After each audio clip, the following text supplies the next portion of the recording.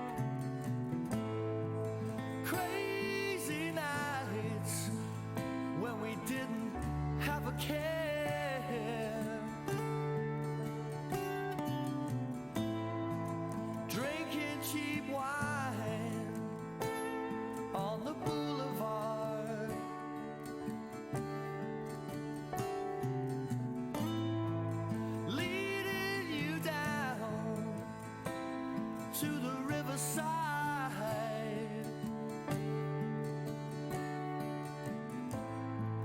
Times were so good, life was never hard.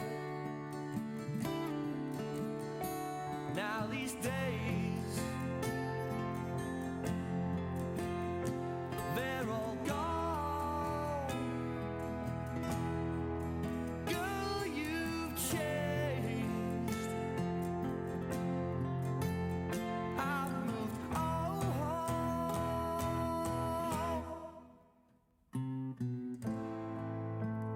I can't love you anymore.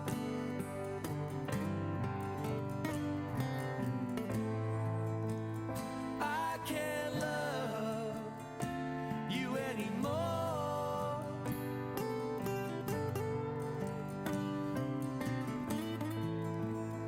I can't love you anymore.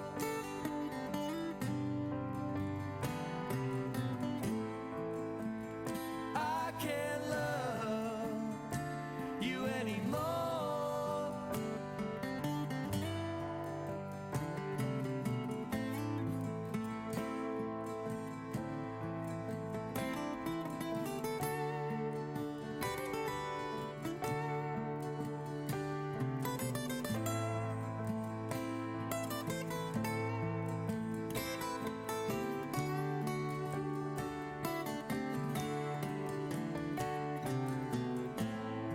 A day I went home and I thought about my life.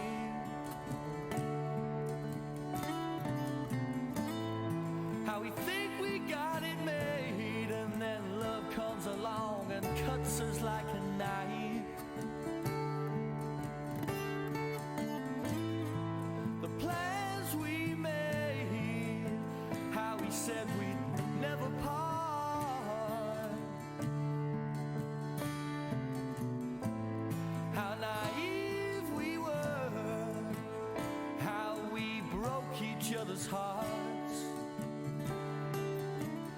Now these days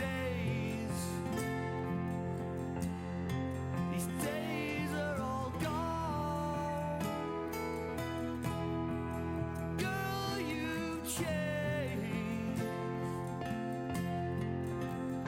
I've moved on.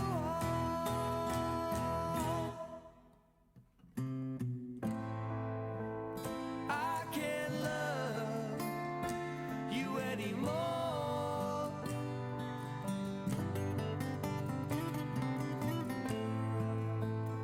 I can't love you anymore.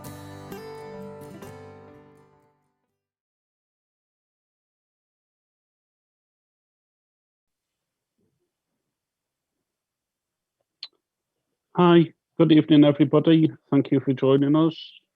My name's Alan, if you don't know, and I am co-founding editor from The Broken Spine. This is our second online poetry evening. We welcome a whole host of writers from previous editions and the upcoming edition of Broken Spine, but also from Reside magazine, who are hosting this in conjunction with us. So that's why Elizabeth's here and Beth. Okay. This evening, we're going to go through a list of readers. Some people will be reading poetry, some people will be reading some prose. So try and change things up a little bit for us. And if you're watching on Twitch, thank you very much for joining us. Appreciate that it's a new platform to some, and we're sort of like blazing a trail there. So I don't suppose there's much time. There's much point in me wasting time. We may as well get into things. We're here for one reason, and that is to listen and share our work. So if Lizzie's happy, we'll start with Lizzie. Yep. Hello, all, and welcome again. And also hello from me and Beth at Reside. For those of you who have joined from our end, I know that there's some people now who are joining from both ends of the poetry spectrum, as now we've sort of connected. I'm going to start off just with one poem that comes in 3 parts, and it's called The Muse. 1. I have siphoned the silver of sunset, hitting droplets on wing mirrors. Let it soften the corners of me. Taken a bent teaspoon to my eye sockets and then filled the holes with swollen stars. The slash that was my smile is now a slice of overripe dragon fruit swimming in my honey spit. These flavors have made me into the thing that shapes your dreams.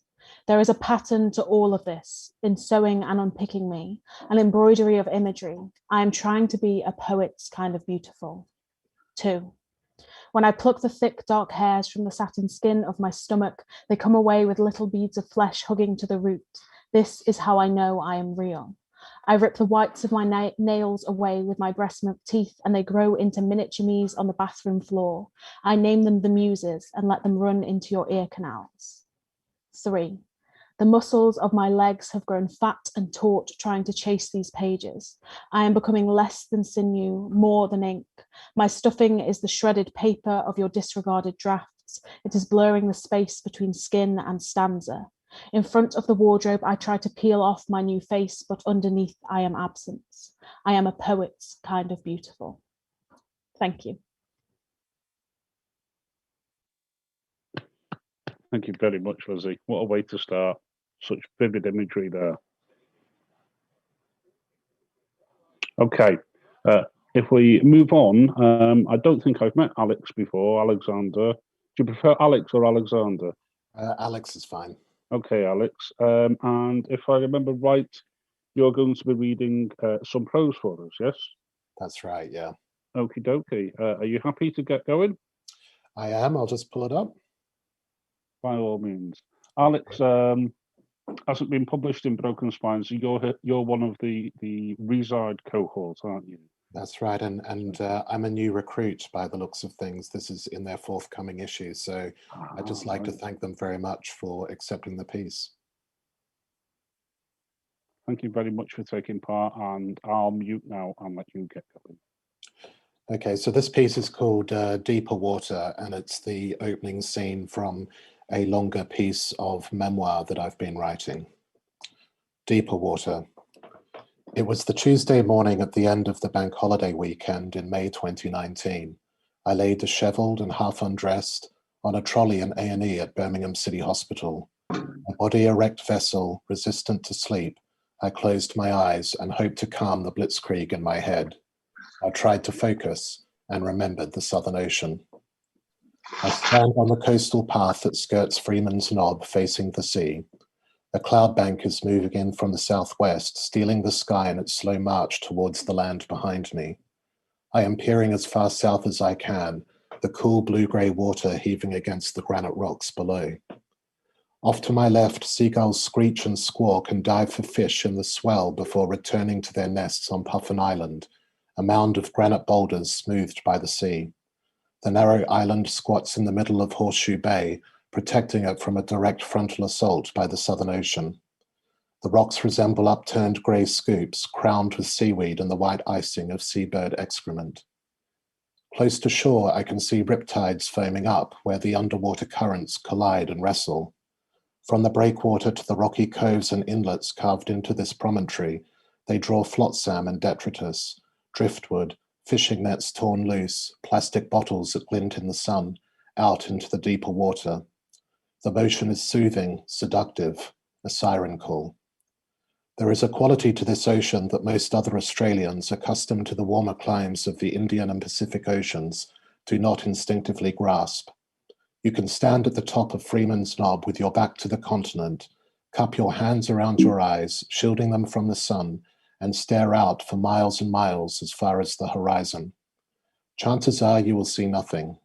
The shipping lanes, the roaring 40s, are far to the south and seldom used anymore since the age of sail gave way to steam. Life here, the birds, the penguins, you'll see seals if you're lucky, sticks close to the coast. Where the waters deepen, the surface monotone, you might sometimes spot a lone fishing boat. There were once whales in these parts too, but their population had been hunted to extinction in the late 19th century. 100 years would pass before curiosity would get the better of the occasional southern right, venturing this far north again from the relative safety of its Antarctic breeding grounds. Looking into the distance like this, I would imagine hundreds of nautical miles of nothingness until you reach that latitude far, far to the south, where the temperature noticeably drops and the ocean festers with icebergs. Those subantarctic waters belong to the ancient mariner, his dead albatross slung around his neck. This is the Southern Ocean, cool, composed, but also insolent and impossible to predict. To gaze upon it is the closest feeling I know to standing at the edge of the world and staring into the abyss. It has the power to inspire awe and fire the imagination. I close my eyes and remember what my grandmother taught us as young children. Listen to the sea, she said. There is a rhythm. The sea has a rhythm. I hold my eyes shut. You need to listen to the sea. I'm listening now, and I hear the crash of waves against rocks, followed by the muffled growl of the sea draining back from the breakwater. I begin counting as I hear the next wave strike the shore. 1. I picture the sea stretching, straining between the crests of newly forming waves. 2. The surface shifts, waters deepen, dragging down against the seabed. 3. I take a breath, inhaling slowly, deeply. In that moment, I realize my breathing is falling in step with the rhythm of the waves. 4. I breathe out. 5. The waves are growing stronger, rising, gathering pace. 6. Every 7th wave is the big one, I hear Nanny say. 7. The waters swell, the 7th wave breaks. It is the big one. Its tip is high, higher than those that have preceded it, and it drowns the breakwater. Then I start again from the beginning, counting to 7. Lying on that hospital trolley, wheeled into an annex off A&E, my heart racing and my eyes closed, I stood before the Southern Ocean, listening to the sea, counting the waves and taking deep, slow breaths. The steady bleep of the heart rate monitor and the regular metronomic drip of the intravenous saline solution feeding my arm helped mark the time.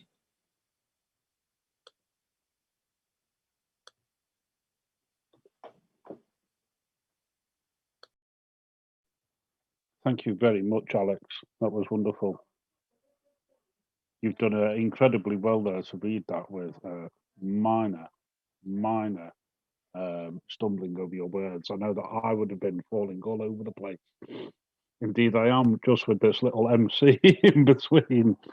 So, Alex, do you have anything due to come out anytime soon, other than what you've got in Reside? Have you got any work that you would like to plug? Here's an opportunity for you, worldwide audience. Well, I mean, the piece is from a longer memoir, which is based on some creative writing I recently did as part of an MFA I completed at Warwick in creative writing. So I'm actually going to take that to editors and publishers, etc. But it's part of a larger memoir about trauma, loss, grief, and it's all tied up with the legacy of the Second World War and family mythology and that kind of thing. I grew up in Australia, but I live in Birmingham, so part of the story is in Australia, part of the story is here too. So that's called Last Stop, and I suppose that would be the project that I would plug, even though it won't be available for a year or so or more. But yeah, that's the project. Okay, thank you very much. Well, we wish you all the best with that, and I'm sure you'll find it home soon enough. All right, thank you very much. No problem at all. Okay, the next person on my list is Barney Ashton Bullock. I think Barney is another gent who's with us from Reside. Yes, and yes. I think we met last month for the last time, and if I remember right, I love the drama of your delivery. You acted your poem rather than recited. Let's see what you've got for us tonight. Well, I'm going to read 2 short ones tonight. The first one, I have to thank Elizabeth for placing in Reside magazine 9 iterations, and it's called Aftermath. poesy on and on upon topographies of crusting blisters, the viscosity of their seepage down pre-select welts, the velocimetry of emergent prescient pus in slow-mo tepid stench cascade. Mail me your hot urge, combust in its hot fuss, its sing along a kick down, its kick-about shaft of boot-stomp chorus, its meated wounds ever sanguine porous. And in their unalloyed death-rattle susurration, hark, the chit-chat of your distant gods laughing.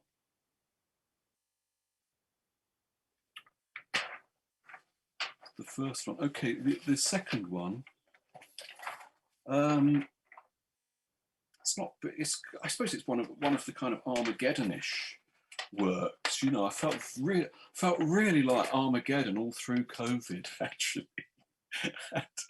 And, this one is called "Was Torture in Your 5-Year Plan?"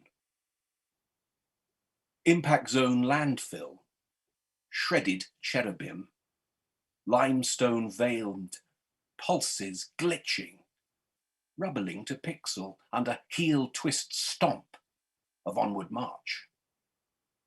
Diktats don't favour the lyrical or fabled, the traditional, the habitual, the ceremonial. Former radiance, former greatness, compressed in fallout grey, toothy and toothless comradeship irradiated. Post-scorched earth, all that sociology, escapology, topography, so very blah, blah yesterday, wouldn't you say? Hey, dear? Hey?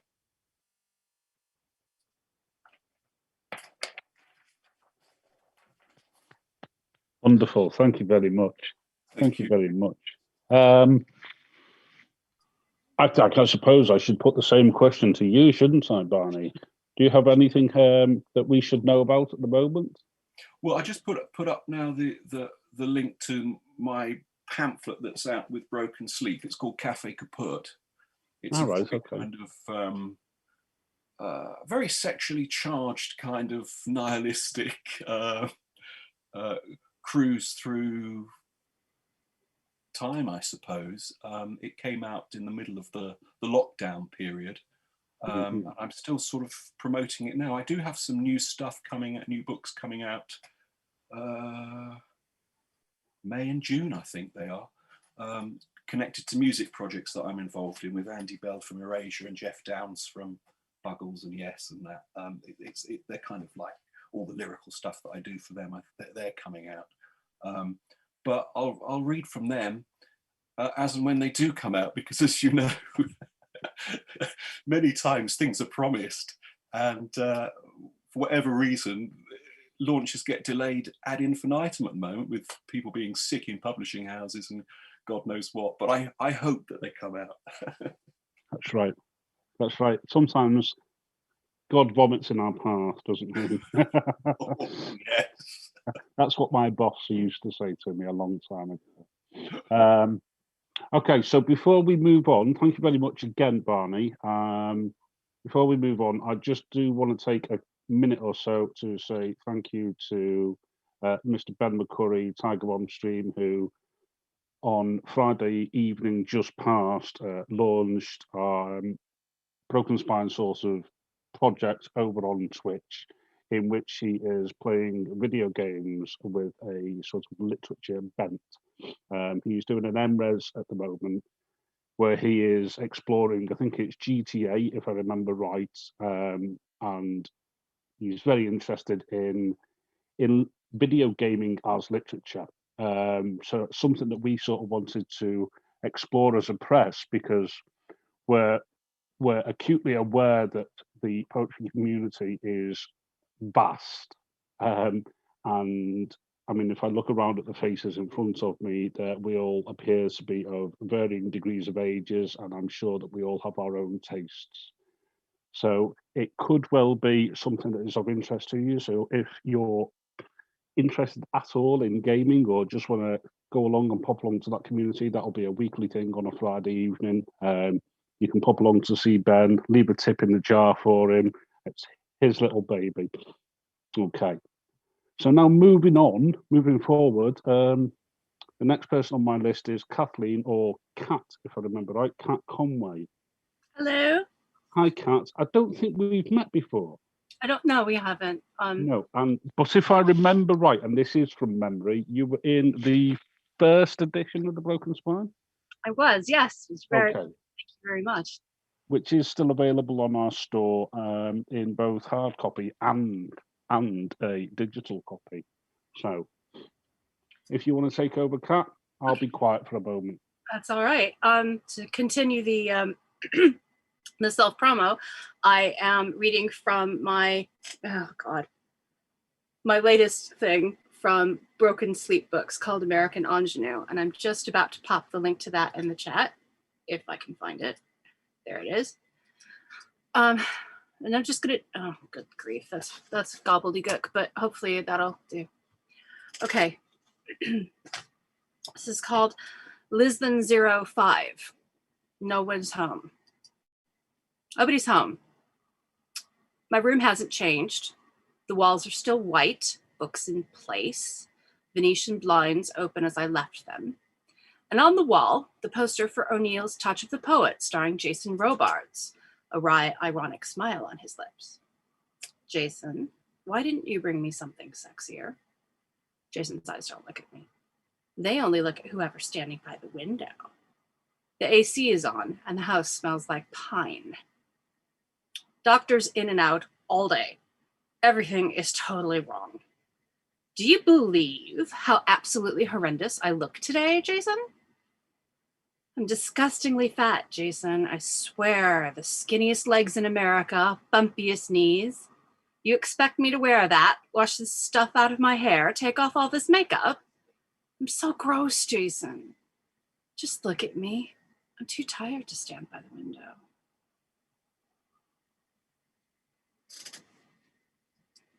I love the little flutters of everyone clapping in silence. It's awesome.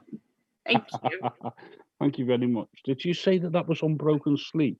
Yes, it's available. It just came out last month from Broken Sleep.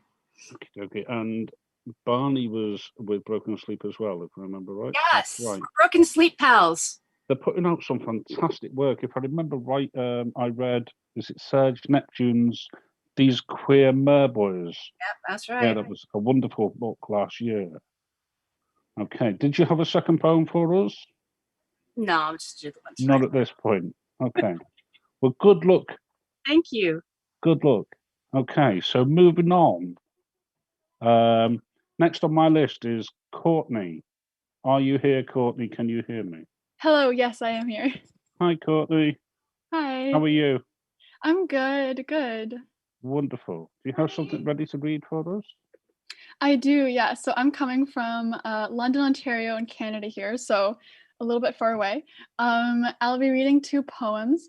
The first was written for Reside magazine. It was issue number 6. It was Connections, and every contributor was given 2 words. It was a super cool idea. I loved it. I jumped right on it. And the first word you got was for the first line here, poem or prose, and then the second word was for the end. And the words I were given were dawn and nightmare. And yeah, this first poem is called Body Gap. Median of day, dawn's soft blue eases the room into a bath of 5 a.m. light, slinking between blinds to crosshatch our skin. I could count your lashes, the sleep collecting in your tear ducts, measure the distance of your fallen lids, parted lips, could wonder if there's space to settle in. You've always run cold, but my legs rustled free from the fleece duvet sometime in sleep. You're facing the wall, coiled like a film roll. I could try to define this median of sheets, but the room is stale with sleep as dawn diffuses light like the end of a tight embrace. I close my eyes and decline, aching the slip of a nightmare. And this next poem is very, very recent. Thank you for the applause. And it's called Theories. Sometimes between sleeps, I think about how all of the sky is connected and worry that I am a little bit too much of everyone I have ever loved. And for an atheist, I think about the afterlife a lot and if everything I've ever done adds up to much at all, or even just enough. Sometimes between sleeps, I wonder what keeps us facing forward when everything we already know is behind us, and how to the sky, even the ocean appears to move nowhere but into itself. And that's it for today. Thank you so much.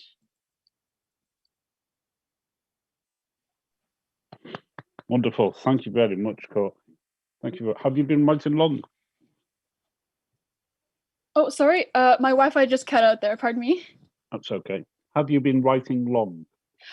Yeah. So I'm just finishing my undergraduate degree at Western University in London in creative writing in English, and I was actually just accepted to an MFA in British Columbia at the University of Victoria. Thank you, which was my dream since like middle school. So it's pretty amazing. So yes, no full-length collections yet. Just kind of collecting publishing credits in literary magazines. But at the end of my MFA, there'll be a manuscript of creative nonfiction, short stories. So that'll be coming out. Maybe you'll see my name one day. We'll see. I hope so. Hope to see you here again sometime soon as well. Thank you so much. No problem at all. Next on my list, David Butler. Yeah, hi, Alan. Hi, David. Was it you who had the computer technical issues earlier? Yeah, well, I swapped computers, so it should be solved, I think. I ironed that out. Yep. Excellent. Looking forward to listening to you read again for us, David. Yeah, delighted to be invited. I'm coming from the far side of the Irish Sea, a town called Bray, just south of Dublin. And I'm going to read two short poems from a sequence it follows the Liffey, which is the river that flows through Dublin, and looks at its history, really. And I'll get to plug in now to the international audience. It will be coming out later in the year, the collection, Liffey Sequence with Dura Press. The first one is called Dockers 1930.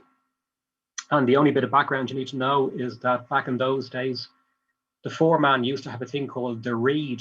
And the read was when you assembled at the docks, he'd read out a list of names. And they were the people that got the job that day, full stop. And in order to get onto the list, you kind of had to bribe them the night before or whatever. So this is entitled Dockers 1930. First light, the descent from the tenements. Flat caps and donkey jackets, shoulders hunched against an easterly would skin you.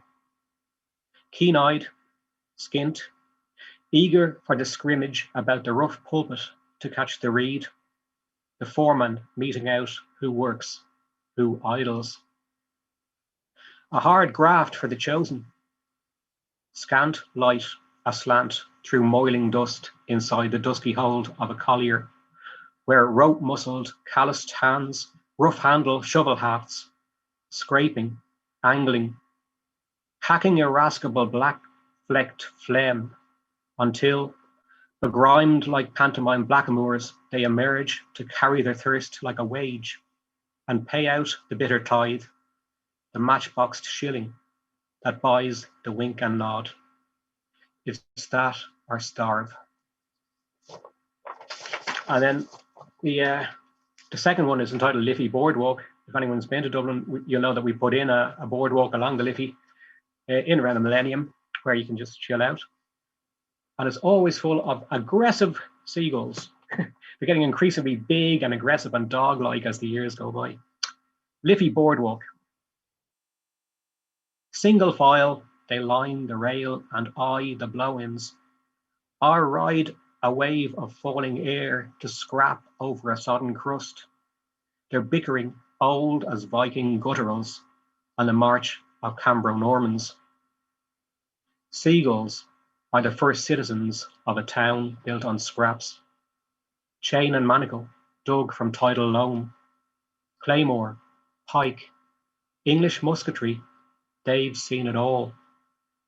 Farther down, a drunken spat erupts over beer cans, and who's to say it hasn't all the bitterness of civil war? The gulls are unmoved. The wind shifts, the tide changes. Thanks again, Alan. It's been lovely being invited to be part of this. That's okay, David. You're always welcome. Of course you are.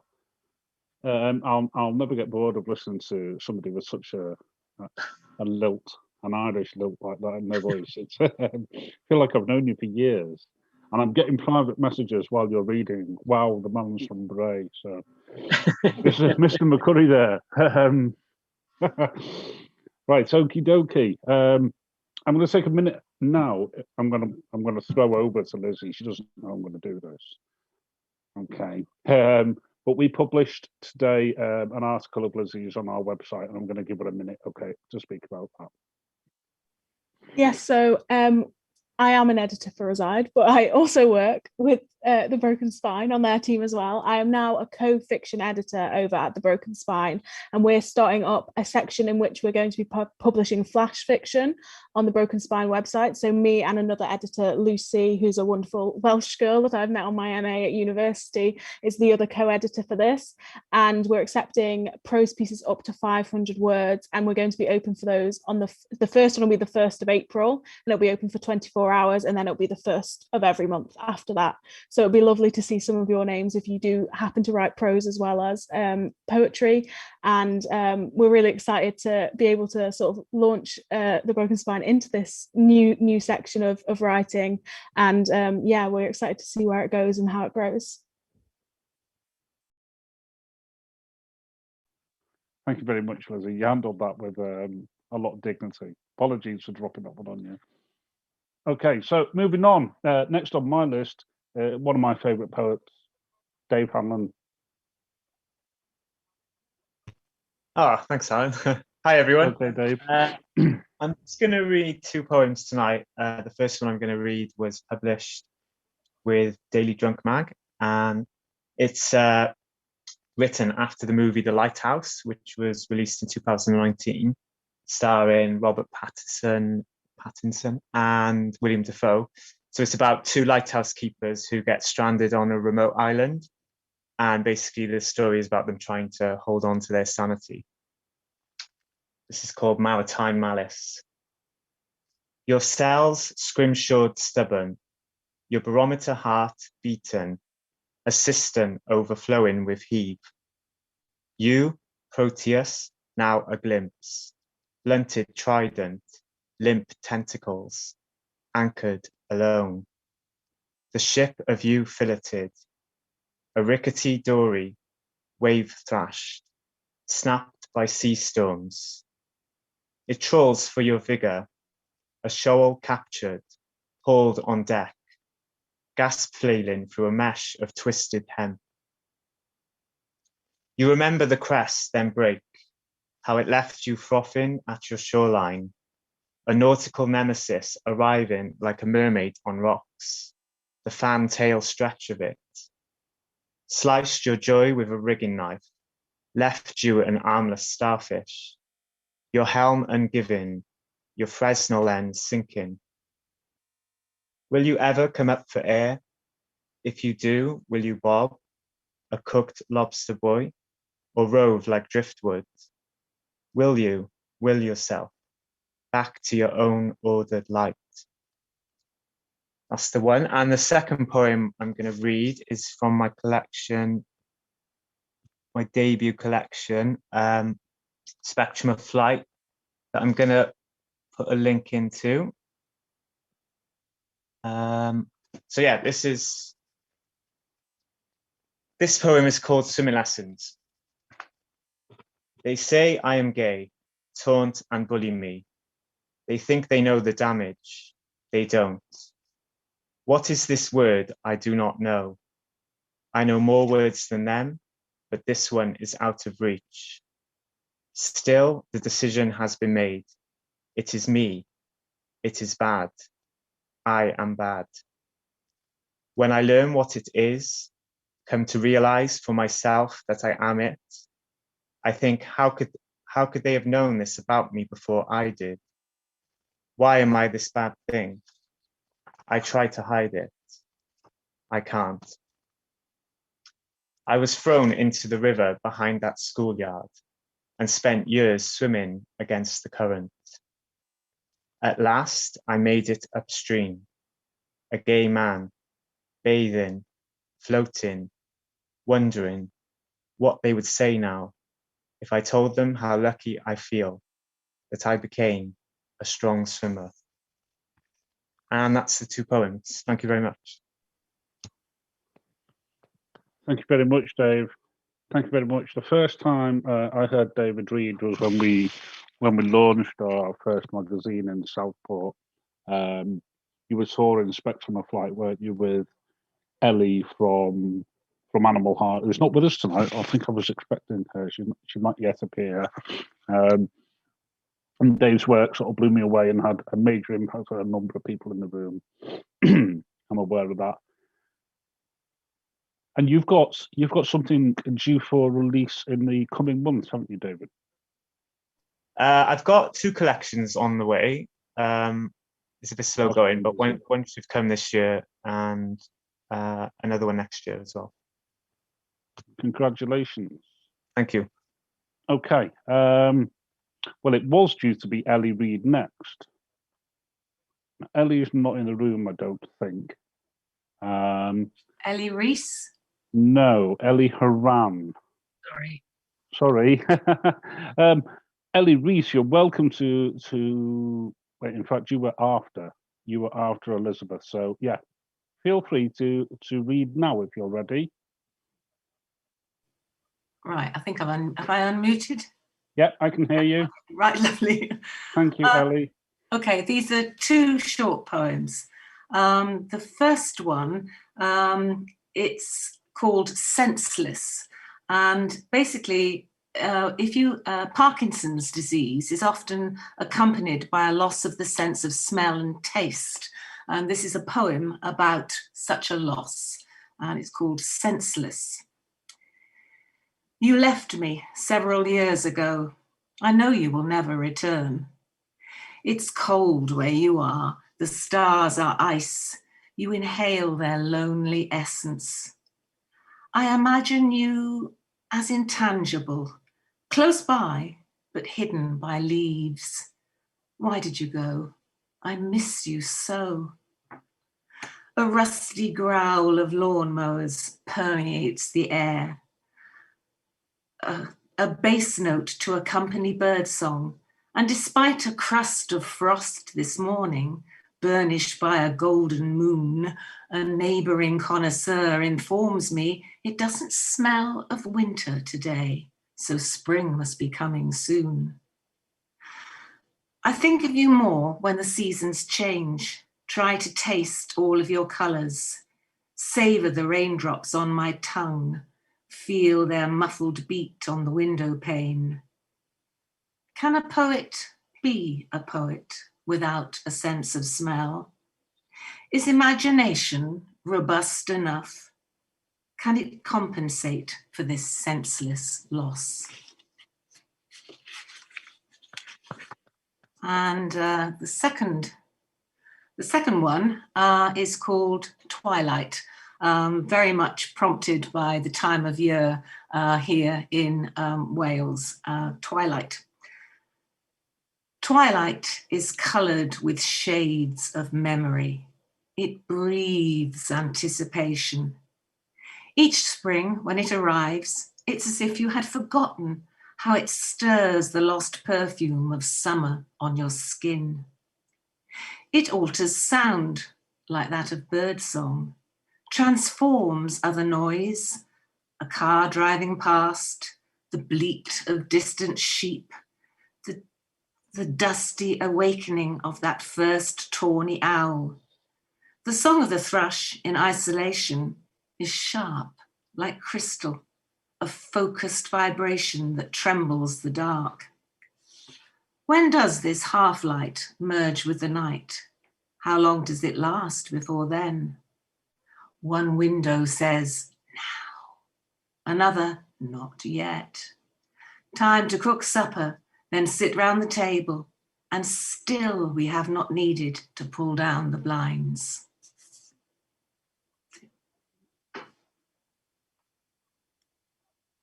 Wonderful.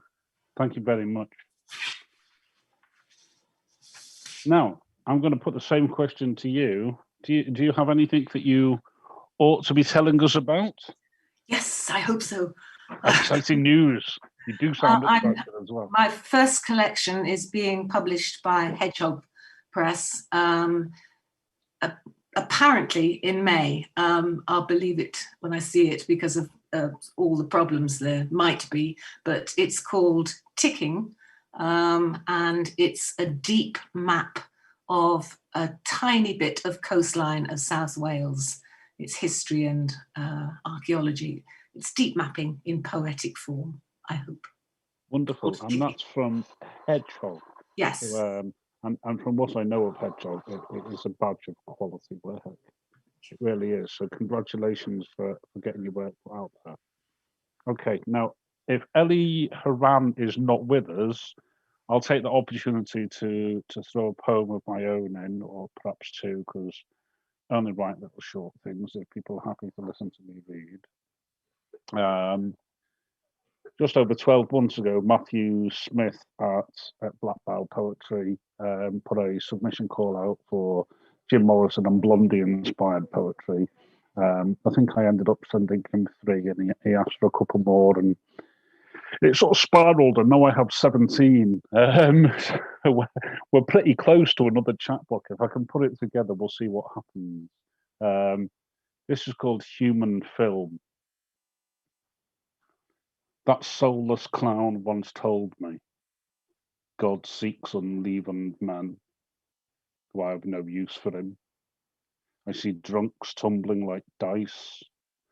I see the disguise of family. I see smears of red ink. I see contrails of invisible birds. Soon, the projectionist will take his cue. Okay. Thank you very much. And another little short one from the same collection, which is at the moment the title poem. We'll see how long that lasts. It's called Border Towns. If anybody hasn't read Neon Ghosts, this is probably the closest that I have come to replicating that work, because I sort of deviated from that film noir style and tried to be a little bit more introspective and change things up. This is the closest I've come to writing anything like it since. Border Towns. Decades wandering sanguine highways, honouring pillars of curiosity. Ultraviolet girls stretching like cats in tiled restrooms, awash with fear, transfixed by mirrors. Ritual trips across indigo sands, kiss of burning wells, and words of centuries.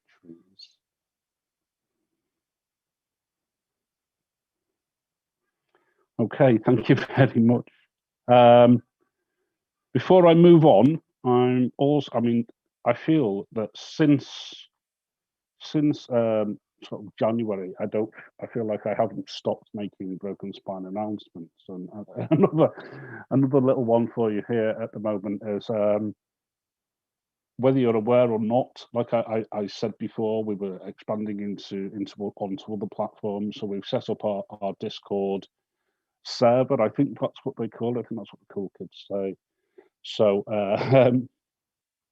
over on Discord, we are holding like an exclusive competition, and as a rule, Broken Spine don't put any themes out for work to get into the print journal or the digital journal. But over on Discord, I'm going to be putting a prompt up once a month, which I will judge alongside our Discord admin, regular contributor, fabulous poet in his own right, Jay Rafferty.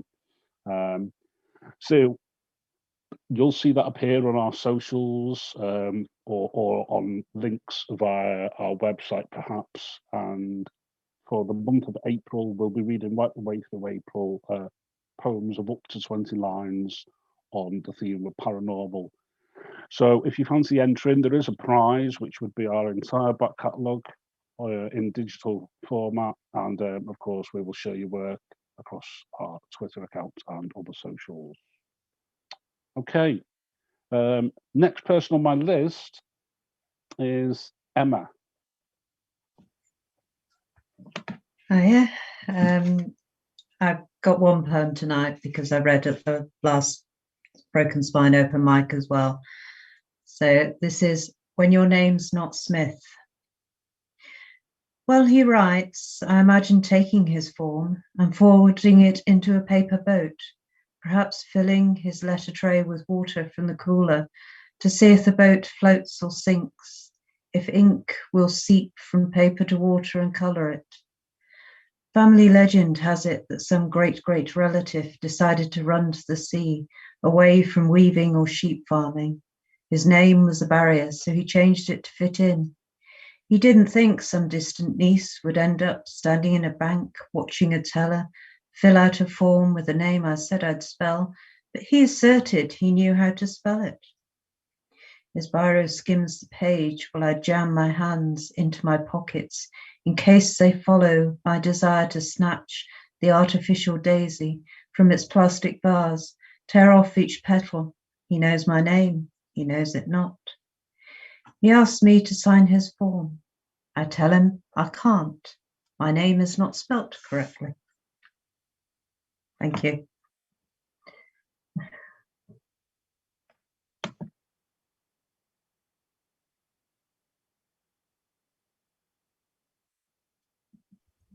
Thank you very much, Emma. That was lovely. Excellent. Do you have any news for us?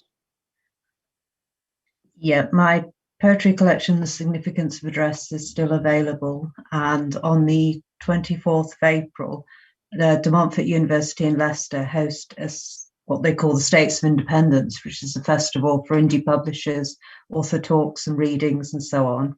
And this year it's going online, and I'll be doing a reading as part of that. Wonderful.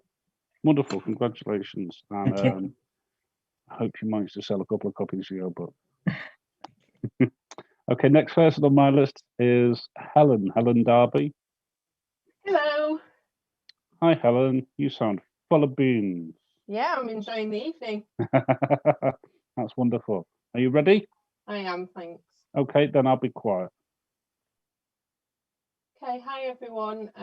I'd like to say thanks and congratulations to all the other writers speaking tonight. It's been absolutely brilliant so far. And thanks to Alan and the team for accepting me into the forthcoming issue of The Broken Spine. It means a lot, thanks. So I'm going to read two tonight. The first one's from a collection that I'm putting together about boys and men and masculinity. Turned out it was one of my favourite subjects. So this is called Whatever Happened. The likely lads were here, dripping bitter in a formica boozer as blue smoke drifted up to grey horses leaping through a black and white sky. The likely lads were here, but now I think they are out picking up dog shit under the querulous gaze of a pink harnessed pug. The likely lads were here, but I think they are out vaping, or maybe had to go home because they forgot their masks. The likely lads, I think, are getting new tats, are at home practicing their shibari, or are on FetLife or Strava checking their stats. The likely lads were here until a bright new sun shone on the landfill and grew an avocado forest to cover their bones. The likely lads were here, but they ghosted. Thank you. And so I really like the ability of poetry to capture moments in time, and I usually write towards themes for open mic nights or do things on commission. So I wrote a poem for today. I wrote this today. This is called BST. The town is knotted. Its interweaving roads and train tracks, rivers and canals hold themselves clenched tight. What was once a Heath Robinson contraption that sent steep diagonals of workers, shoppers and school kids skittering like marbles in fast trajectories of life, is now drawn by Möbius and folds inwards. We are circling, circling, circling, echoed in clatterings of jackdaws, finding comfort in new paths to run and seeds to plant in cold soil. Picking the domestic detritus of 200 years from the mud of the stream banks, cherishing these fragments of utility and Sunday best as talismans against our own shattering. As British summertime ticks in absurdly, we awake to disordered alarms and stretch sore arms towards our freshly treasured loves. And I have sworn never again to underestimate a daffodil or the lungs of a wren. Thank you. And you wrote that especially for us tonight, Helen. I wrote that today because, because British summertime is such an obscure thing, and especially in this global context, having to explain it to people. It is. It is.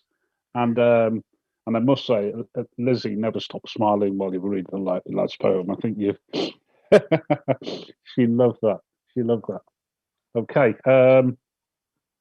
If you've got nothing else to plug, or we can move on. Okay. No, I've only been at it a couple of years, Alan, so I'm just earning my chops at the moment. Well, I'm sure something will come together. I'm sure something will come together soon. Okay, Katie Jenkins, are you here? I am. Hello.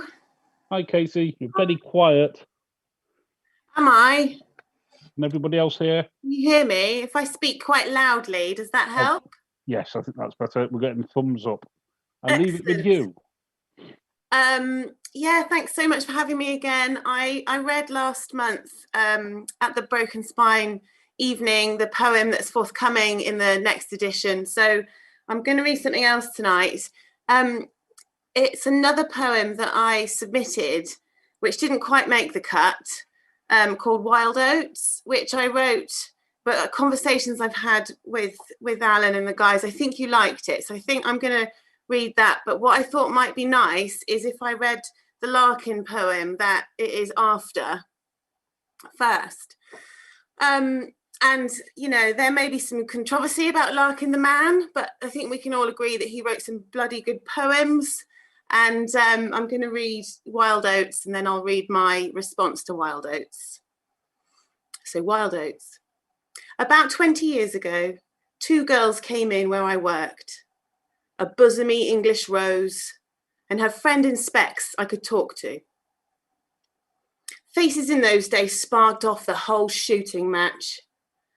And I doubt if ever one had like hers. But it was the friend I took out. And in 7 years after that, wrote over 400 letters, gave a 10-guinea ring I got back in the end, and met at numerous cathedral cities, unknown to the clergy. I believe I met Beautiful twice. She was trying both times, so I thought, not to laugh. Parting, after about 5 rehearsals, was an agreement that I was too selfish, withdrawn, and easily bored to love. Well, useful to get that learnt. In my wallet are still 2 snaps of bosomy rose with fur gloves on. Unlucky charms, perhaps. So that's Larkin. And this is Jenkins. So Wild Oats after Philip Larkin. Better the beauty or the homely friend. I've been the friend for the most part, the one they aren't afraid to approach, the one they laugh with, not ache for, the one they have round on a lazy Saturday to play cards or watch TV, the one they sleep with because it's easy, because my ardour outstrips theirs. They didn't propose to me, Phil. I got quietly, no less purposefully, ignored away. They were waiting for the English rose, the one, not the other one. They wanted full intoxication, even the bookish ones in specs. They'd rather have known if these things burn themselves out than settle for the friend. One of them once lent me his third favourite hoodie and a copy of Your Collected. That I kept. It still falls open at Wild Oats, where I tucked his handwritten note years ago. More aide memoire than unlucky charm.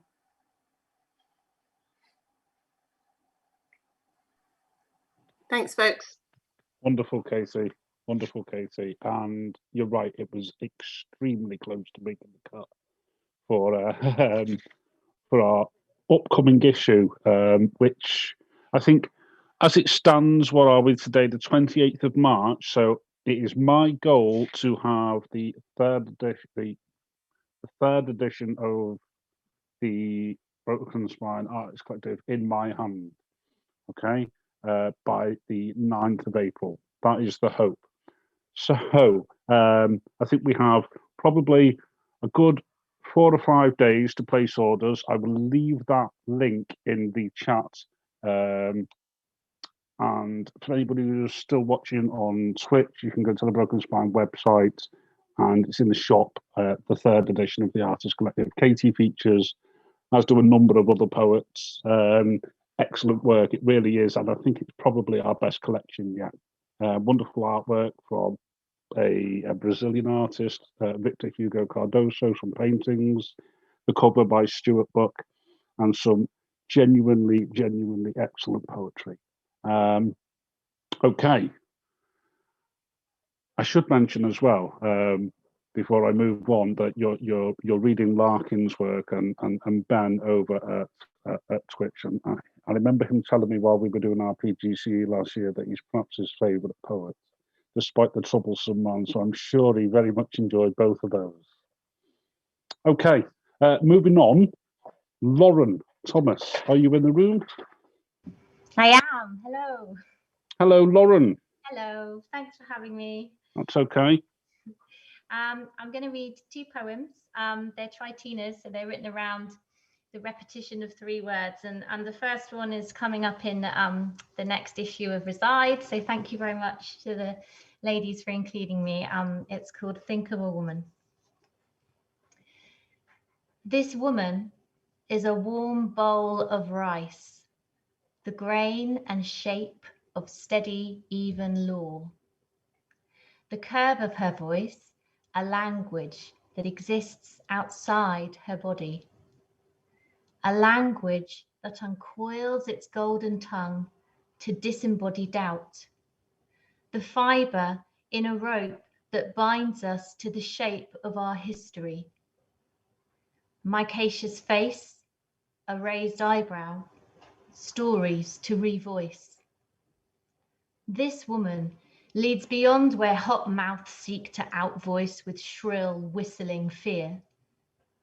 There will be that which to embody is bowl, vessel, briar. But the truth is ours to shape. As women, our grain and shape is well-versed, warm-bodied, full-voiced. So that's the first one. The second one is, it's an environmental poem about peat bog conservation of all things. It's called Yespati Afan. Ancient backcloth upland moor, shifting with the currents of a restless wind. Beneath quiver grass parched runnels lie brass rubbings potted into ground. A bronze agronomist cured and historied within the glug and clag of peatland bog. His green shallow pool whispers flow through leather bones chambered underground. Iterations rotted into earth tongues, gills and seeds. a carbon keep embogged. We patch the purple-orange hummocks so that muddied river crossings can rewind. Time speckles gold upon the plover, returns wall snails and sculpts the bog back to ewer. Stagnant moss births fruiting bodies, rafting spinner silk in wines with sundews, trapping raptors, feeding rooting bonnets. This is when earth regrounds. Upland bog, oxidized pitkins pink the wind, and history sings through the quenched ground. Thanks.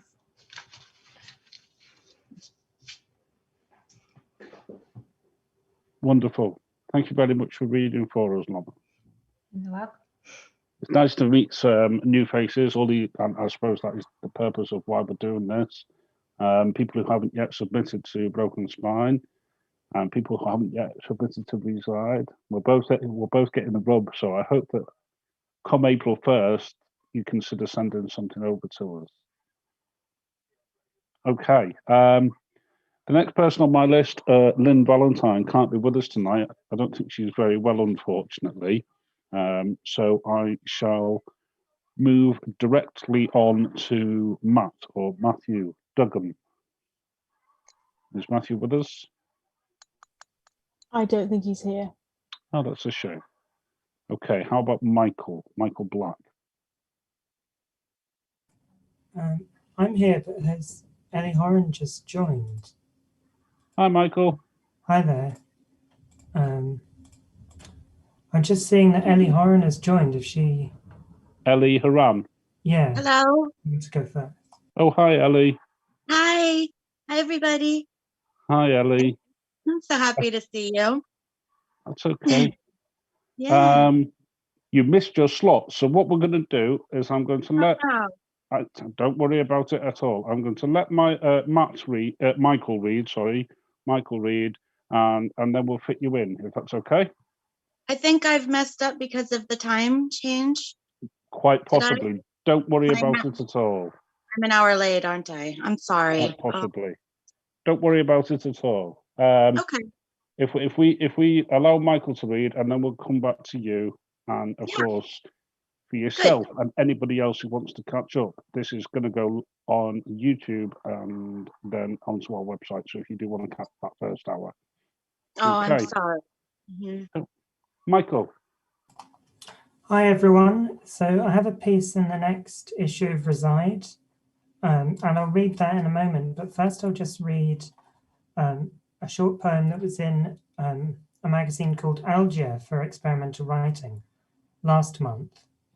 And it's a nonnet, which is 9 lines, but usually the number of syllables reduced. But I've just followed a very loose scheme. I think the only thing I have to say from sharing it with people beforehand is that abulia is a inability or difficulty making decisions. And I'll post a link to Algier in a moment so that people can see, but I think it would be a magazine that interests people here if they don't know about it. So this is called Tired Nonnet. If vigilance marries fatiguing Instagram, folding dishes, tidying clothes, making abulia from everyday dissension marks a Marie Kondo theorist. There are so many photographs, emotion goes crazy, says Susan Sontag. It's like hand scroll never affected touch. I imitate items on my feed for a book of drawings for market. Secular similarities surprise lovely relaxation, language secretion. Once I've influenced as such, I post the drawings, remembering how primitive lyrical cave painting gets my mnemotechnics all twisted in these Volta knickers. And then the piece in Reside is, I've taken the title from an essay by Michel Foucault, which he wrote about the novelist and literary critic Maurice Blanchot. And I don't think I need to say anything else about that, except the essay was written in 1966. And Foucault and his commentators are very specific, I think, about what this term the thought from outside would be, but the poem I've written is nostril. So I'll read it now. The thought from outside. I want to know above all what it feels like, its time and place failing to excite a sensuous expanse. Wherever it appears, there you go to find it. Tectonic ground, it has an itinerant schedule, wants ardor, wants risk, tries ache, loves philosophy a smidge. Its name is already a margin in a glass jar, complicit before it even knew it was stuck with an affection for simplicity. But since thinking has a time frame, however angling by history being outside, permanently resists the wish or tryst lying tough, nor this. Thank you very much.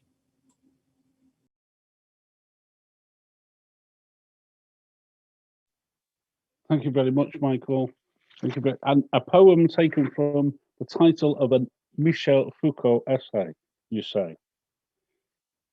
I have read so much Michel Foucault in the last 6 months doing my MA. I posted about it on Facebook, and a good friend of mine said, it's tough, there's Foucault you can do about it. Yeah, it's a great read. It's absolutely crazy. And yeah, I definitely recommend it. Katie's crying, laughing there. I didn't think it was that funny. I'm glad somebody laughed. Okay, Ellie, shall we move to you? Are you ready for us? Sure, I am. Why not? I just feel like such a dummy. I even Googled it this morning. I was like, GMT to EST now, and it said 5 hours. And I'm just, what are you going to do? These time changes just making it hard for me. Anyway, I had planned my whole day around being here. And so now I'm here. My kids aren't even home. So like, I am ready to read.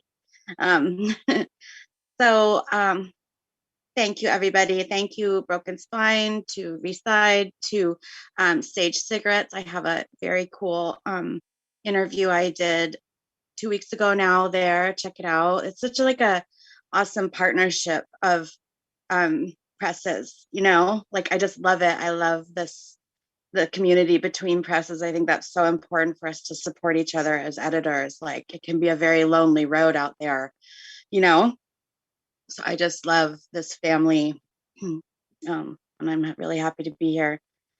So I have a poem coming up in Reside, and it's from my new Frida book, which I've just finished.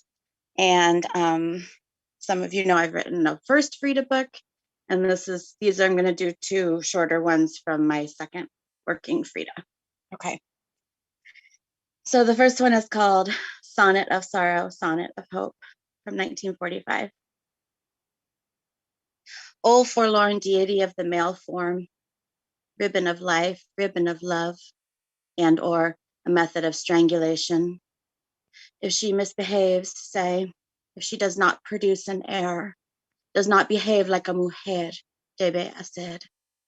She should smile, curtsy, be delightful, a thing of unjaded courtesy. We can surmise, behooves her to disobey, topple the knights as well the kings, the key to the castle, hidden. Her only succor is a white canvas and empty. It opens like a petal for her, crisp, fragrant, lovely. Closes the doors to his lair, opens the window to the art of the female. For you, Frida. For you, girl. It's so exciting to write for her. It makes me happy. And I've had word that some big news that my translator who did my last book, thank you, Beth, the National University of Costa Rica would like to publish the Spanish version of my first work, which just feels like something of a massive achievement, because, the goal is always like a university press someday, right? And Thank you, Katie. Thank you, everybody. So this one is called Ay Amor. This would be like Frida speaking to Diego at the end of her life. And I have a lyric at the beginning that says, Te vas porque yo quiero que te vayas, a la hora que yo quiera te detengo, which is by Jose Alfredo Jimenez. And it means, you go when I tell you, you stay when I tell you. But Frida has something else in mind. I always hated the smell of calla lilies, something so pungent and sweet, overpowering. I prefer the cactus pear, precise. She is such an urgent flower, born and gone again in the moment you took a nap. You never even knew she had come and come again for you. You were out of the house with another ripe bloom, using that nectar to feel as you like to, overpowering a pistil, revered as a stamen. Yet meanwhile, I did bloom. I made amends, lived a life short yet fervent, full of fluid pear juice and lucid, aware. The kisses of my animals. True, I did not reproduce. True, the bees forgot to pollinate this pearl. In this stunted life, this early accident, my existence, though truncated, I lived, buzzed, stung, vibrated, hummed my way through, even alone in bed. I loved myself. I lived on my own terms. Ay, amor, I cannot smell your old man callas any longer. I close my nose to them. My petals close, my legs close, my eyes close, until all that remains are the brave magnolias, and I feel so grateful for those.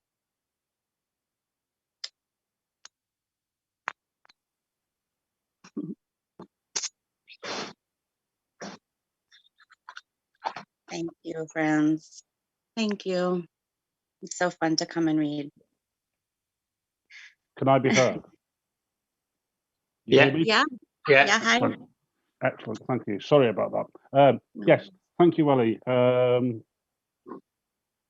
pleasure. You are such a prolific poet. And the hit rate is phenomenal. The amount of work that you've got out there it genuinely is sort of awe-inspiring, and there can't be very much left on the cutting room floor at all. And if I'm accurate, you've got something forthcoming with. Oh, go on, you tell us. Let's see, what do I have? Well, my book, my Sylvia book just came out last month with That's Just to the Right of the Stove, and that was my Plath tribute, which if you're interested in is on my website, ehoranpoet.net. I've signed a contract for next year manuscript with Sarasis Poetry in North London, I think they are. And, you know, I have some things out there under consideration, and I'm going to start translating this book with my translator, Jorge Monteron, who's in Costa Rica. So I have a lot going on after a year of kind of, you know, taking very careful steps and feeling afraid of the world. Like I'm trying to come back into it and reconnect in the poetry world. So well, congratulations. We're very lucky. We're all very very happy to have you back. Now, the last person on my list, the headliner, Steve Harrison. Thank you. That's a surprise. Yeah, it's alphabetical order. And yeah, it's lovely to be here. Is the sound and picture okay? I can hear you absolutely fine. Yep. Fantastic. Yeah, it's interesting. I do gigs like this on a mobile phone, and it's often interesting to see what happens. So if you see me going like this, it's just when I want to see other people. I'm not being rude or giving anybody the finger. I'll do 2 short poems. I missed the start. Is it just 1 half or 2 halves, or do people come back? Or what we've done, I think, is go through everybody and we're a little ahead of schedule, so I'm going to invite a couple of other people to read again if they feel free. Excellent. Right. I'll just do two short ones for now then. The first one's actually in the mag, I hope. It's set in my Yorkshire childhood. It's about neighbours and it's called White Flag. Between us, an armada of sails, white flags pegged to the washing line that lassoes the hook, hammered into the mortar, splitting our terraced houses. The gossip high walls are freshly pointed on our side alone. We didn't speak much or see each other in the Miners' Welfare Library, and the corporation whitewash of our Methodist church clashed with your Sunday Mecca bingo bus trips. Your gate stuck and snicked too loud, but you sometimes sneak through ours to gather arms of left-out washing when the rain began to spit, to leave them in the washhouse with the wooden army of my toy soldier pegs. But Mam said she never puts the pegs in the bag and she always leaves the bloody line out. Thank you. It's odd, this silent clapping, isn't it? I'll imagine there's lots of noise going on. The second one is about poetry gigs in the time of COVID, and it's called the Virtual Poetry Tour T-shirt. My Virtual Poetry Tour T-shirt would be impressive. Batley, York, New York, Chester, Walsall, in a crazy Mad March month. I was faster than Phil Collins playing both Live Aid gigs via transatlantic Concorde. Batley was great and sounded like home. And Bill Al, in an accent just like mine, explained, it's a big welcome to Batley, Steve, but don't be confused by the running order, because we've got 5 Mohammeds and 2 Bilals. And please, no poems about cake, because we're all fasting. So I'm locked down again in my Shropshire cell, a Wattle and Daubs satellite dish keeping me connected with an audience of a sofa and a sideboard. Hidden from this deceit, like the family photographs, rearranged for a politician's TV interview. And so my phone camera is blue tacked about here on an old music stand, so I don't get up anybody's nose. And poets have floated words onto SoundClouds, they pasted them onto YouTube, they've climbed learning curves so steep, we probably all wake up with virtual vertigo in the morning. However, there are still a few shady poets who look like witnesses in a protection scheme. But my bus pass and my rail card have been quarantined in my wallet. A poetry in Coventry questioned the need for undergarments at all when you could perform in your wife fronts from the front room. And for me, I've never once had to run for the bus, and I've never missed the last train home from this swivel chair into the kitchen. Thank you. Absolutely wonderful. Ta.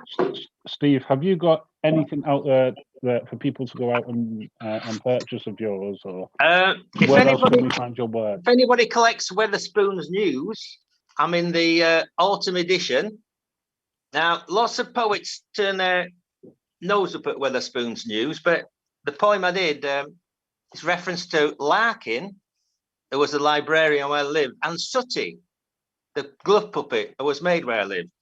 And same again, you know, 250,000 publication, which is not bad, is it? Although I can understand. If you want to see stuff, Steve Harrison Poet on YouTube. But don't be confused, there's a Steve Harrison football and a Steve Harrison banjo player, so that's not me. But thank you for the opportunity to perform. It's been lovely listening to all sorts of styles of poetry. That's okay. I want to say this. Anybody beyond who's in the Zoom call tonight, so anybody who's watching out there on Twitch or thereafter via our website, if you want to get in the broken spine, listen to Steve's work. The sense of place and the levity, it's fabulous, and it really, really chimes with both myself and Paul. White Flag, when that dropped in our inbox, was an instant yes, we do straight away. Thank you. Okay, congratulations. I'll go mute before I say anything more. Okie dokie. Now, the only other person who I don't think has made it, still isn't here, is Robert Edge. So that means that we can start all over again. I will open the floor up in a moment, and I'm sure Ellie will appreciate getting the opportunity to listen to a couple of people read who she missed out on before. But before I do so, I think it's important for me to say this about next month's event. So, whether you're aware or not, if you're following our social media accounts, we've been announcing some relatively big interviews with some quite well-established poets recently. We've been really fortunate to be able to speak to Helen Mort, who is a fabulous northern poet based at Manchester Met. We've also spoken to her colleague, Andrew Macmillan, who's a fabulous poet. On Friday night, we spoke to Casey Bailey, who is the Poet Laureate for Birmingham. Casey is a wonderful poet in his own right. He's a musician, an educator, a teacher, a rapper, and I think he was commissioned a couple of years ago now by the BBC to put together something for Peaky Blinders, which was recapping a previous couple of series. Casey's agreed to be here next month. Okay, we're going to be here on the 23rd, so it'll be the Friday night rather than the Sunday night. The Sunday night is my birthday, if anybody wants to send a card. Okay, so I'll probably be otherwise engaged that evening. So Friday, April 23rd, we'll all be back here. An invite will go out to everybody who's been in any issue, forthcoming or previous published by both ourselves at Broken Spine Arts and Reside magazine. On top of that, we'll have Casey here to read for you. Okay. Now, does anybody want to put their hand up or leave a message in the chat if you're happy to read again?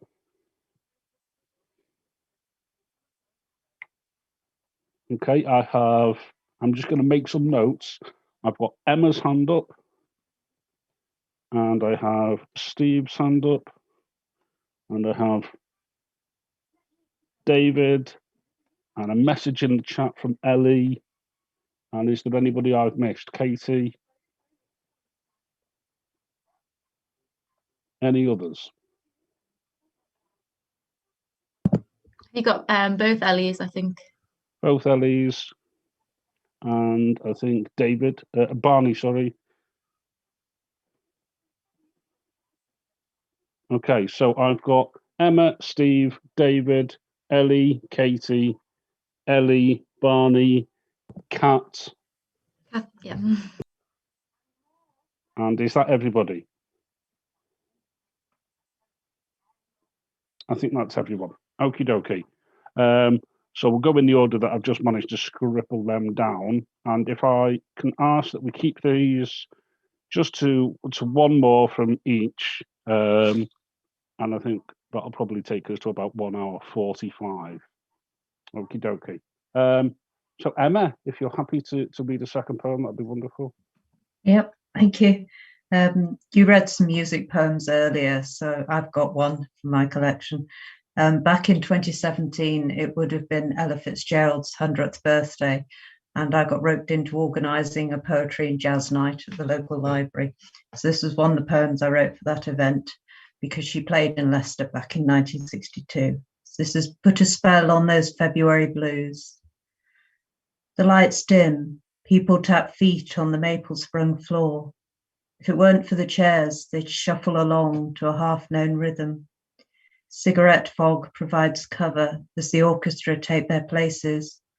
Players run through their last-minute rituals, the audience still. No backing dancers, no gimmicks, no dazzling visuals. Complete confidence in musicians building into the thrill, putting voice center stage, a voice with no rival. A quintet, songs, a microphone, and Ella. Thank you.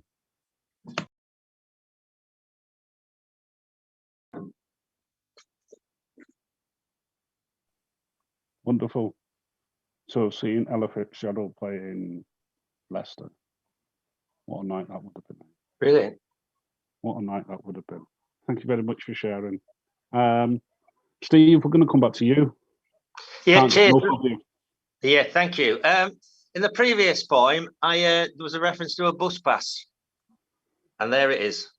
And it's a bit strange, really, when you get your bus pass, because it's not a student bus pass and it's not a family bus pass. It's that one, you know.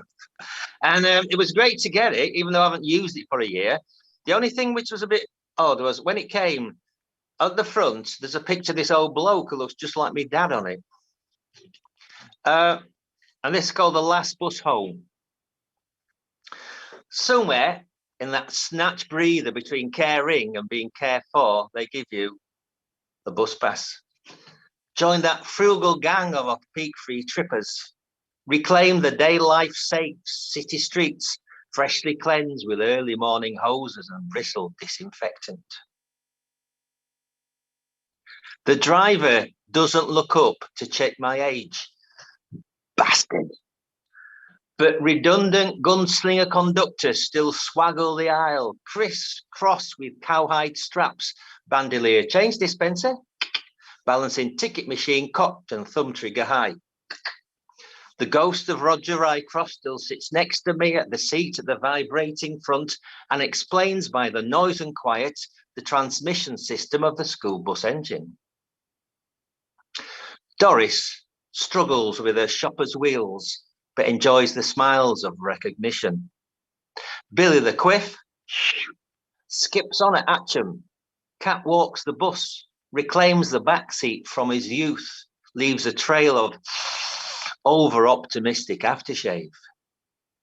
Tartan trolleys, wagons, safely circles in the luggage space, unfurl, uncurl to be restocked with bargain beans and smoky bacon bits. The return timetables are checked twice.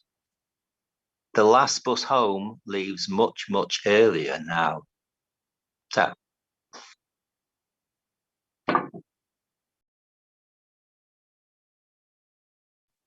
Excellent. Thank you very much, Steve.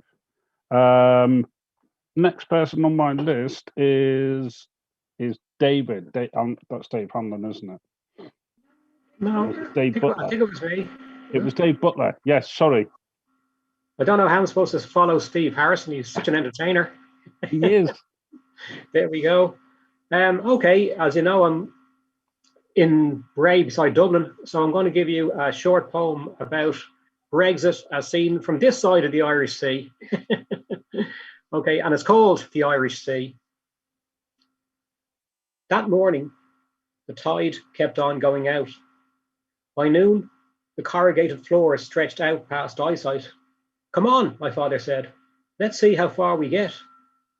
Our tracks meandered miles across the sand before we turned. All summer, parties arrive on foot from Anglesey. Along the way, the enterprising set up stalls. Things lost are found. Storm lanterns, lobster pots, lorgnettes, cavernous hooks, the U-boat, a squid engulfed. Migrant seabirds coast in ghostly shoals. A distraught moon plates all, as though searching for something mislaid. No one would be surprised to read dead mariners walked. We've begun to forget the sea has ever been here, until the rumours. Low thunder over the horizon, a salty breeze, the tracks of vendors decamping, a deepening unease. Thank you very much.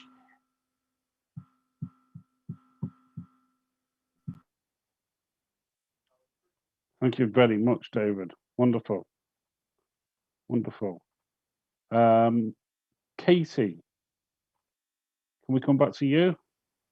Thanks for the opportunity to read again. Steve's kind of inspired me to try one that may or may not be humorous. So let's see if this works. I haven't actually read this out loud before, so let's see what you make of it. It's based on a story that I read online about a restaurant that was serving steak in a briefcase. It's called Côte de Boeuf will be served in a briefcase. Cote de Boeuf will be served in a briefcase at a new restaurant in Chelsea, I read. I found this immensely comforting, signalling, as it must, the completion of a long and disturbing metamorphosis. It started with the odd word, cosplay, on board, diarise, cottagecore, a symptom I suspected of my inevitable descent into crepey athleisure irrelevance. Each string of silver Ethernet in my biopic, hair displacing a vital linguistic neuron in my micro-credentials, brain. But slut drop, it did not stop there. If platforms aren't for trains, or trolls for fairy stories, if cookies aren't for eating and browsers aren't in bookshops, Lord knows what the couple next door are up to on their motorboat. And oh, but this disorder is indiscriminate. It has taken from me equally words for which I have little care. Groom, cancel, leader, and words I hold dear. Cloud, truth, community, Cote de Boeuf. I once knew what that was. You taught me. 4 ribs sans backbone, tasty striation, oozing juices, blush in the centre on clean white ceramic, earthy Merlot in bucket glasses, the salt tang of French fries on our lips as we tumble from table to taxi. But words of any tongue, in any order, are now, finally, beyond my grasp. Even simple ones like briefcase and restaurant. Simple words like your and gone.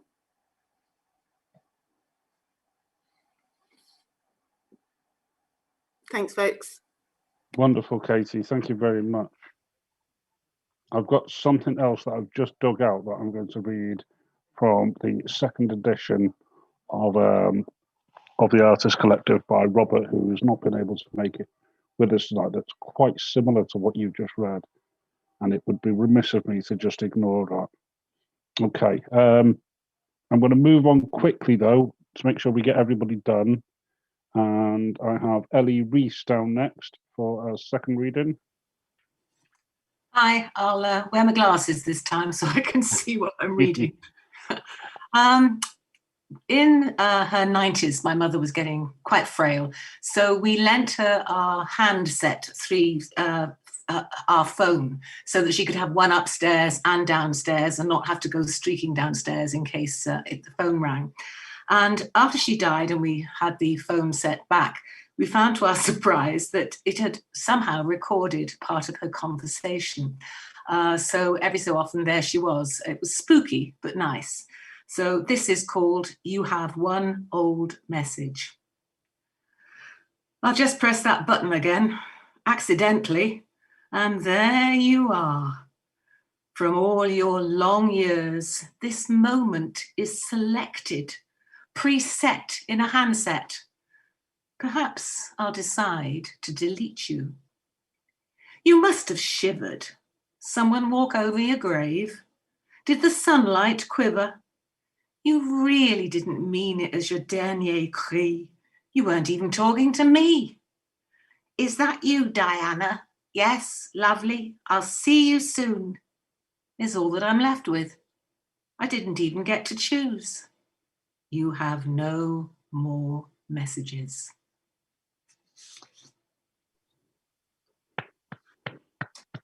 Thank you very much, Ellie. Thank you very much. Moving on quickly, Barney, are you still with us? Hello.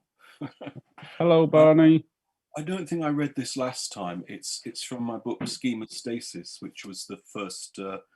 It's kind of like rhymey things that I do as an offshoot of a music project. So I suppose it's not really proper poetry, but I'm getting to the age now that I really don't give a fuck about people that kick down, people that use rhyme now and again, because a lot of people like it. It's called Harrogate.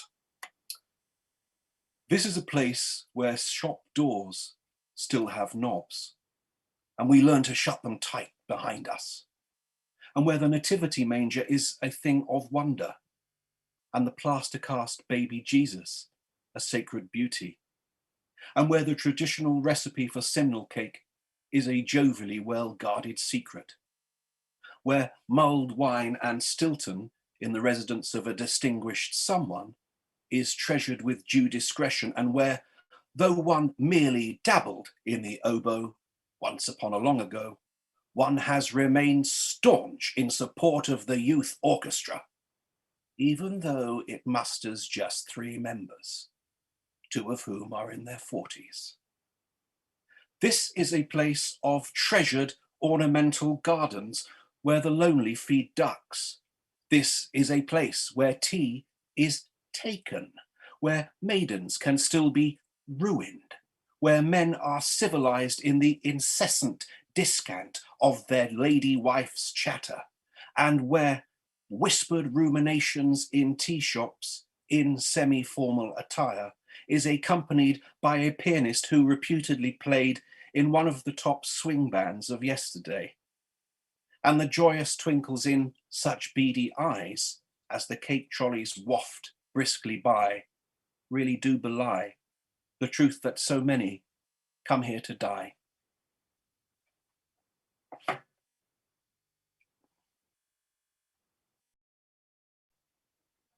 Thank you very much, Barney. Thank you very much. Moving swiftly on then. Kat, you had your hand up, I think, to read. Yeah, I was unsure about, I figured I should read the poem that you published, but I didn't know if I could find it, and then I did, so I thought I would read it. It's called Pretend You Are Drowning, and it's an experimental work as part of my PhD in creative writing. And this one, I worked with the Sylvia Plath archive at Smith College, and one of the things that I did was found old drafts of her copy of the Bell Jar and picked up all of the words that she had chosen to delete and like repatriated them to a new page, or repaginated them to a new page to create poems. And this is one of them. I couldn't understand why Marco was so hot. I thought perhaps it was because he came from Peru that everything about him felt so fiery and so dry. His hands burned, and his mouth burned, and his words burned until I burned. My first wounded thought was for my dress. A dark, damp shape worked out a loose, bulky bundle. Marco knelt in the dark, descending, descending. Then I untied the belt of my dressing gown. In that light, the blood looked black.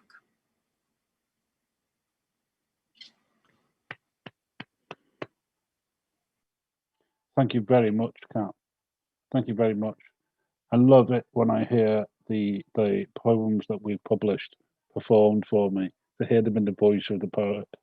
It really gives it an added value, I think is what they call that in film studies, isn't it?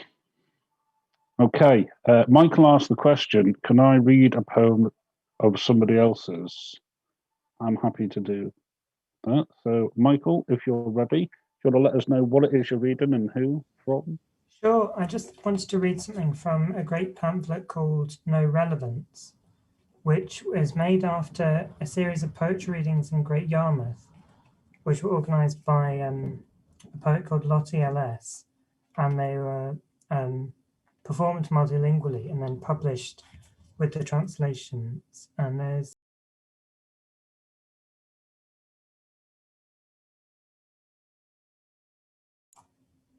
sorry.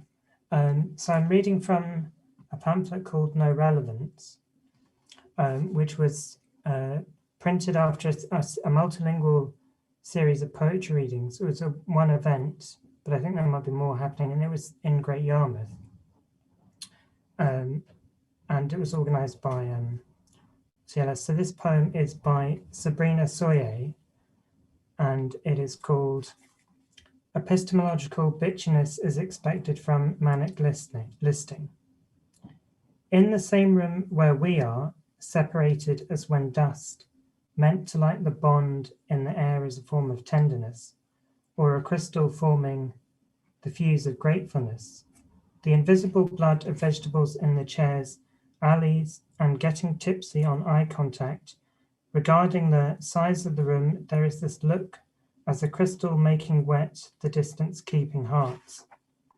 In arrhythmia in sharp clouds through necessary secrets, the murmuration of motives and mobiles, epitymologically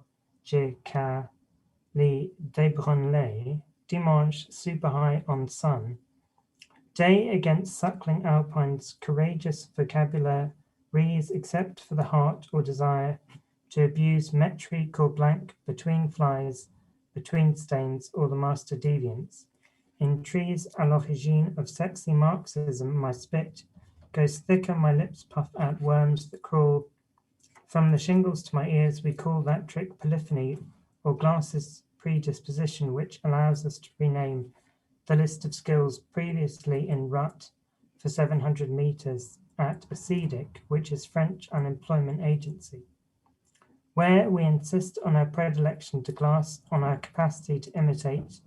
We can hear cows' voices dying and readying till they find a host to translate leur langue imbitable, the undictable language, hence this word's delivery and insults say loosely, grows where once in a while we glean to compose some nieces not serily for verses waiting joint. Thank you very much. Thank you very much, Michael. Thank you very much. I'm going to read Hipster's Paradise by Robert Edge from the second edition of The Broken Spine. Unfortunately, Robert hasn't made it to be with us this evening. And I should also say big thank you to Robert, because at the last minute, I think it was December this issue came out, we were scrapping around the night before we went to print and realised that we were 2 pages short, and he sent me 2 fabulous photographs. He's a very talented man. Hipster's Paradise. I first heard this performed at our inaugural launch party, and I hope I do it justice. Crudités include lesser bearded asparagus garnished with the oil of pulped Humboldt, wild boar get your coat you pulled, lettuce, the vegetarian option, flame grilled halloumi, the squeaky cheese served on rye burger bread and topped with an egg, lovingly poached in the juice of virgin pears. All our eggs are supplied by free-range lesbian chickens. No duck eggs for fear of offence, the shock of promiscuity, the rape of mallard. Surf and turf, served on recyclable swimming aids available to take away at a small replenishment cost. All of the meals on refugee vessel, reclaimed wood tentacles humanely sourced without slaughter, as chef says they go back in time. Vegans, enjoy the same with our speciality, twice boiled basmati. New wave, old school pancakes, not to be confused with crepes. Apartheid grapes. Feel our wrath, IPA style, not empire's dominance. Bags are not LGBT and must be rolled. Tables are benches, privacy is public, gingers are welcome. That's a shy Tories. Pint is a pint. A schooner's indeterminate excuse for a liver function test. The Poet's Corner is a drunken aside where Trumps and liberalism collides. Autographed flattery will get you everywhere for a £5. Cheap Souls, a retrospective of the Emperor's New Clothes. Sustainable beard oil is available at our gift shop. A couple of slips. I hope I did it justice. Okay. You'll notice as well that I'm having to use my reading light. We've painted our lounge a very dark blue, and I have to turn the lamps off at this end of the room so you don't get a big moon face on the screen. And I can't see a damn thing. My eyesight's awful. Okay, Ellie, are you still here? I am here. Am I next? You Or which arrived Ellie? late and you are going to headline and then we are going to close. How about that? Like Axl Rose.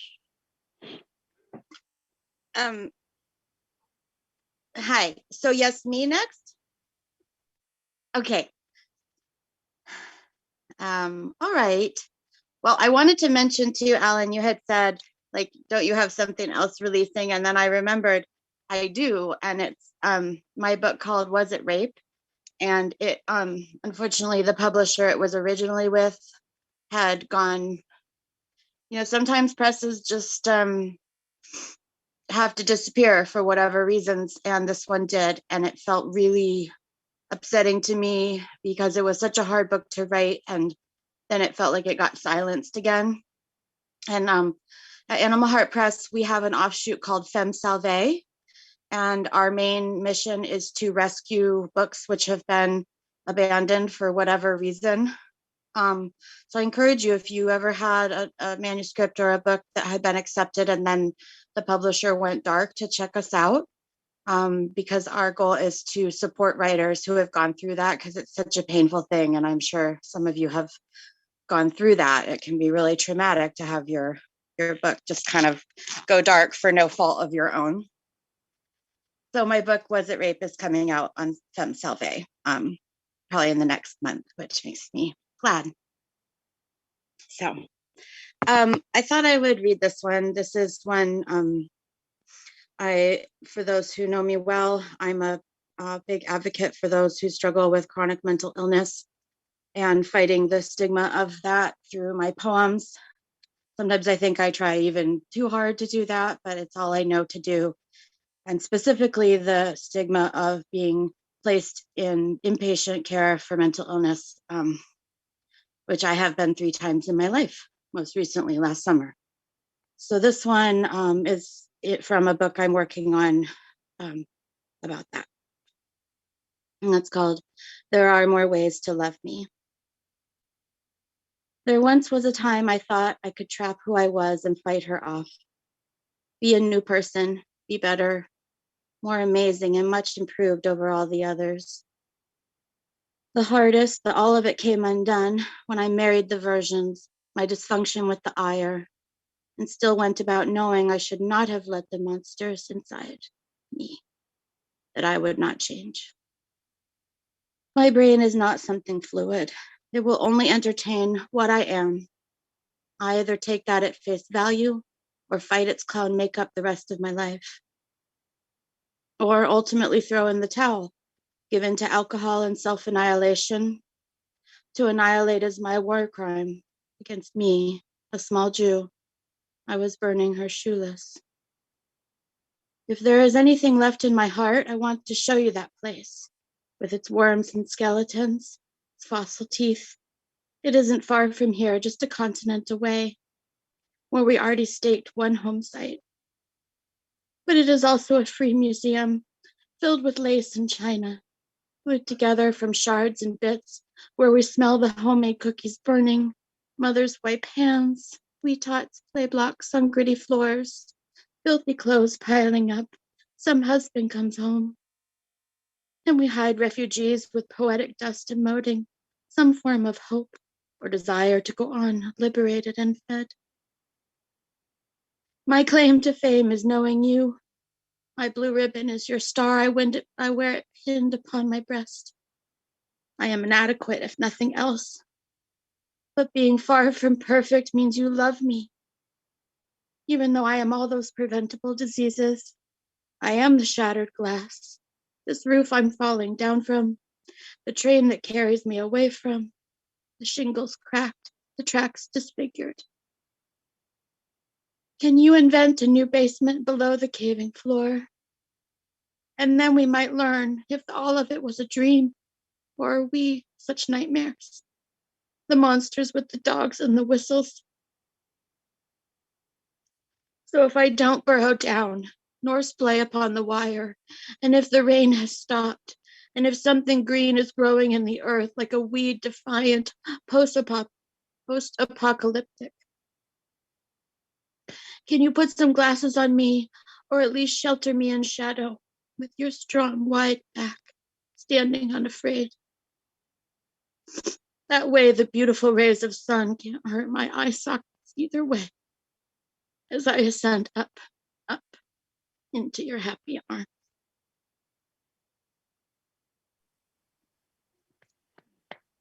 Thank you very much, Ellie. You okay?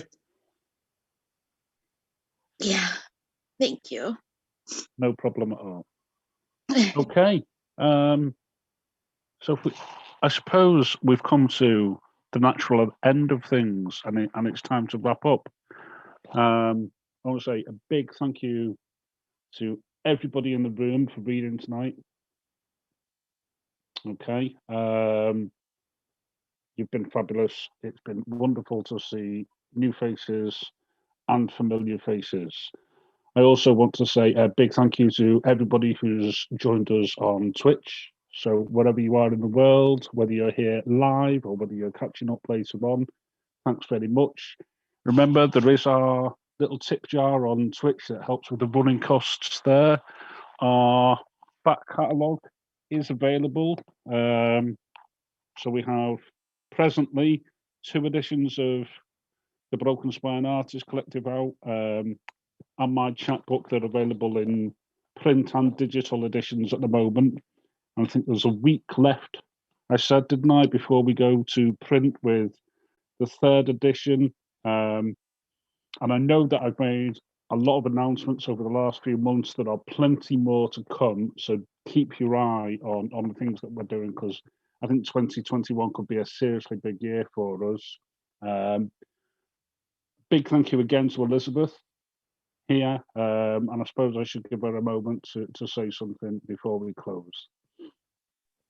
Yeah, thank you all for joining in. It's been a really wonderful evening, and it's been really great to hear you all read. If you want to read any of the Reside issues, they're all up on the website, free to read PDFs. And we obviously have a new issue that I think some of you guys are in, that's coming out in 5 days' time, I think, something. I can't do maths. On the 3rd of April, whatever that is from now. Yeah. Yeah. And it's been really great to hear you all. And I hope next month some of you come back again. And obviously we are hoping to do this monthly so we can see familiar faces and build up a community. It's been great to see you all sort of post your social media handles in the chat. And if you want to keep doing that to stay connected, that would be wonderful. But yeah, I'll see you all next time. Thank you, Ellie. And before I go, I just want to remind everybody that April 1st to 2nd, Elizabeth and Lucy will be reading flash fiction for the inaugural sort of competition, and that will be published on our website at the end of April. So really looking forward to reading them. We have our April 1st to 30th, the normal reading period for the 4th edition of the Broken Spine Artist Collective, which is being guest read by a lady called Persis Kareem, who's an Iranian diaspora studies lecturer from, I think it's San Jose State in California. And lastly, because I've got a couple of people here in the room, Elizabeth Horan, Elizzie Kemball, myself, and a few others are all on Discord. If anybody is wanting to workshop their poetry or workshop their flash fiction, we're building a community there for a purpose, so we're all better writers. And on top of that, there's our little competition that's going to be running there as well until the end of the month. Okay, so once again, thank you everybody for coming. Thank you everybody for reading, and thank you everybody for watching online or catching up later. Have a good night.